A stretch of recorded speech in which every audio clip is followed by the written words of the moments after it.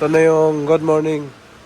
So, Wednesday, June 24. Ito na yung makina ng Ford na Ford Focus. Binubuo na. Nilinis na lahat.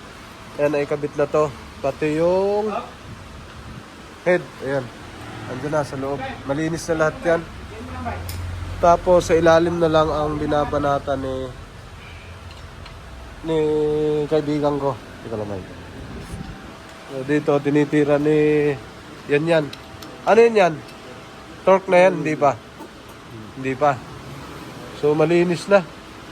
Nalinis na lahat. Tinignan. Tapos yung compression ratio, walang compression to nung una. Singaw. Ngayon, tingin ko meron na to. Ano siya? Ito yung likod niya. Bumubo. Alright, binubuo yan ng 4 na mekaniko. Nagbuo niyan. Okay, so malinis na. Pagkatapos nito, pag naikabit, kasi nakaligtis na ulit to eh. Nakapagligtis na ulit. Pagkabit, compression ratio ulit tayo. Tingnan natin, baka kasi ang may problema nito, pwedeng injector bumigay o nag-open ng injector or may tama ang ECU. Kasi bagong palito na ECU, sinerbisan ko to nung nakaraan kasi dati, mga nagdaang buwan, hindi to umandar. May problema ang cluster gauge. Ngayon, pinalitan ng cluster gauge at ECU. May nag-service. Ngayon, nung napalitan, mga wala pang 1 buwan, mga 2 linggo lang yata, ito naman nangyari. Umusok ng puti, tapos bumulwak yung gasolina. Kaya napunta sa atin, ito na siya ngayon. So, dahil loss compression siya noong una, kaya sa tinanggal lahat. So, nag-leak test na tayo, tsaka para makita lahat ng barbula sa loob. Ngayon, binubuo na. Yan ang naging history nito. So, pwedeng ang tama talaga nito, sana injector lang para mabilis. Pag ECU, medyo madugo. Pero may warranty naman daw to sa nagkabit. Okay, ito na yung update. Naikabit na yung makina ng Ford Focus. Yan mga sir. Yung makina ng Ford Focus na sumisirit ng gasolina. So, titingnan to kung okay na ang makina niya mga sir. Ang kailangan na lang magawa, yung pag-on ng susi. Kung wala singaw. Ngayon, pagka may singaw, titesting pa namin kung sa injector ng tumama or sa ECU na. Ito na ng idol ko. Ford Focus. Nausok ng puti. Kami, mamalya po siya. Oo, tapos pagka umaandar mo siya, umaandar naman siya. Kaya lang parang ano siya, pumuputok-putok. Ito na yung injector nung Ford Focus. Trace natin kung saan tumama yung sira. Tingnan natin kung shorted yung injector. May testingan ako nito sa injector kaso nasira. Kaya ang gagawin natin, check natin sa dito, pero malabong sa injector ang magkakaproblema. Ito yung number 4, ilagyan ko na isa. Tapos ito yung yes sir. Oo, pag binasahan natin, ito sa ohms 9 ang reading yan. Stock na reading niya. Yun. Pag binasahan, ito ganun din. So naka-uniform siya lahat.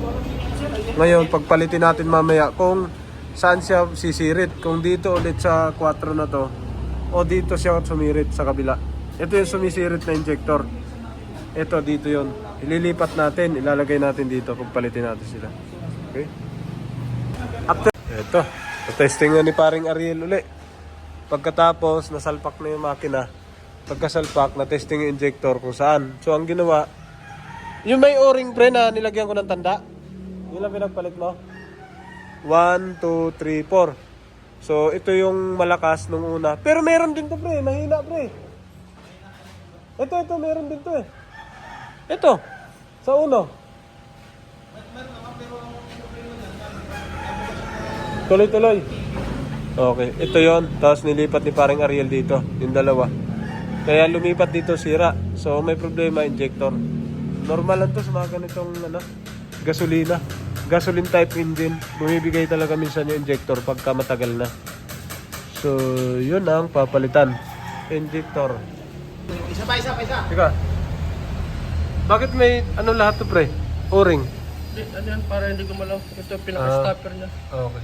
Kasi naglagay ako dito eh. Ayan yan. Nilagay mo na. Nilagyan o, gagalaw. Ito yung may tagas dati. Oo, dito. Ano to? Sige, crank. Off ya. Okay na isalpak. Wala na overflow. Okay naman.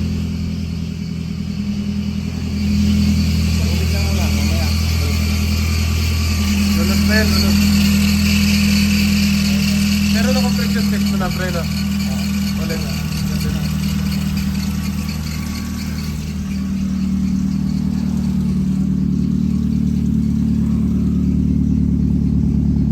Mga to, naipon na gas.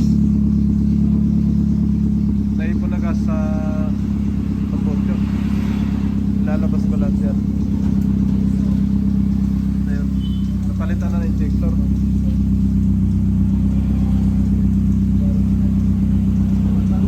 Automatic po yan. Oo. Liner natin.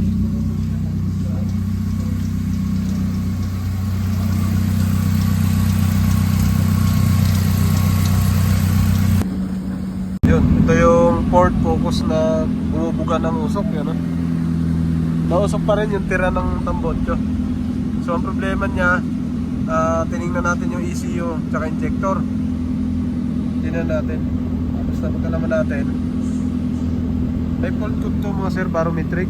Yun ang problema nito. So pagkabit daw to ng ECU, ganito na ang problema. Ito na ang fault. Ngayon, mag-bleeding lang to. Manual bleeding. So ganito ang bleeding nito. Nakabukas sa radiator fan. Ay, nakabukas sa fan, sa blower. Tapos naka-init tubig. Kasi ito, ang init niya dito 92 pa lang. Yan o. Makita nyo, 92. Ang update lang natin dito yung yung sa umusok. Ang dami pang ang dami pang labang na tira. Ang dami pang tira na gasolina, hindi na mga onboard. Yung umusok pa siya. Tapos yung temperature niya hindi naman tumaas. Normal lang, 93. Fault code. Tingnan natin yung fault code niya. Barometric ang fault code nito. Barometric. Yan. Barometric pressure sensor circuit law. So pagka circuit law, pwedeng ECU, pwedeng sira ang sensor. Yan lang. Tapos sa live data, buhay na buhay pa. Engine 93.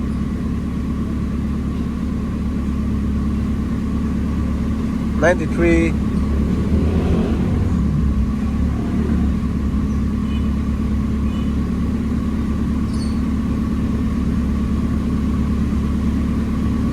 Yung iba kasi sabi, yan o, 93 temperature reading.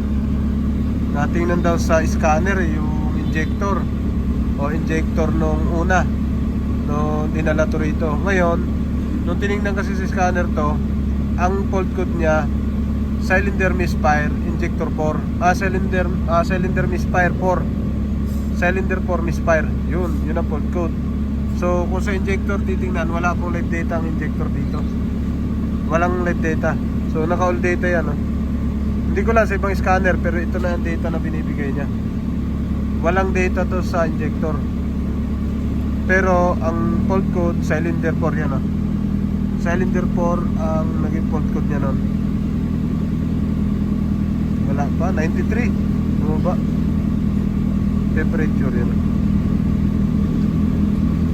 95. Matagal. Magandang cooling system na ito.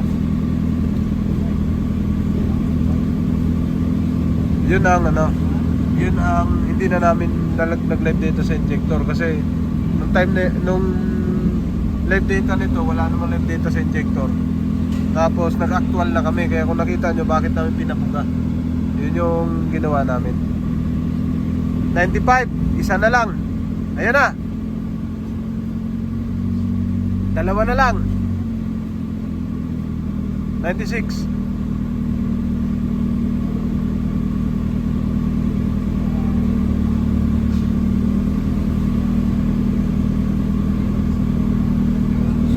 So far, ganda na siya na maayos.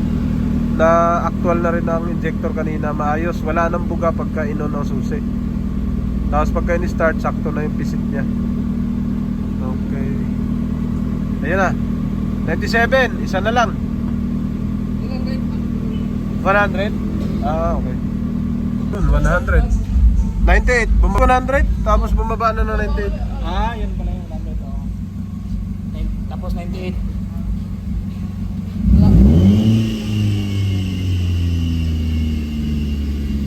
Yan, 99. Ito 100. Nandito sa bulsa. Yan, 100 na. Yan. Pamikot na. Monitor mo kung gaano katagal. 101. 100. 101. Hindi pa. Tingnan mo kung umiikot pa. 101. 100. Ayun, bumaba na. Tumigil na. Hindi pa. Umiikot pa. Yo, good. Yan, okay na yan. Yun, okay. Kasi kabado ako mag-drive dito sa sakyan ko pag mag-overheat. Yes, na yan. So mataas ang reading niya mga sir, 101. 101, tapos yung cooldown niya bumababa ng 98 lang.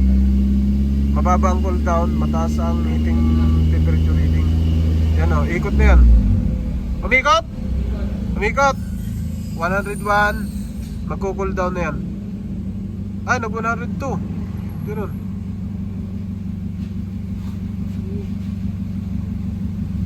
Umiikot pa ba? Yan, bumaba na. Yan. 98 cool down.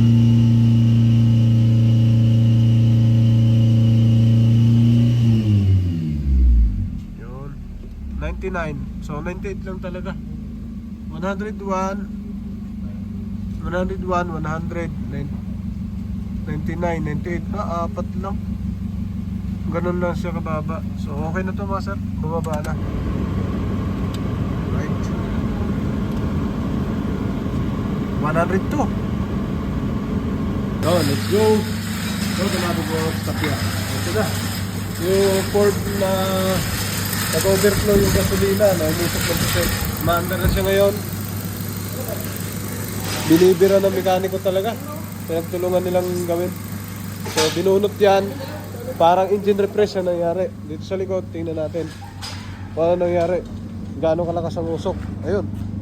Wala na siya usok. Naubos din. So sobrang dami ng usok na yan. May usok talaga dyan. Pero ngayon okay na siya. Natapos na. Alright. Good morning, Monday, Automatic Works. Parang Ariel, ginausap yung customer.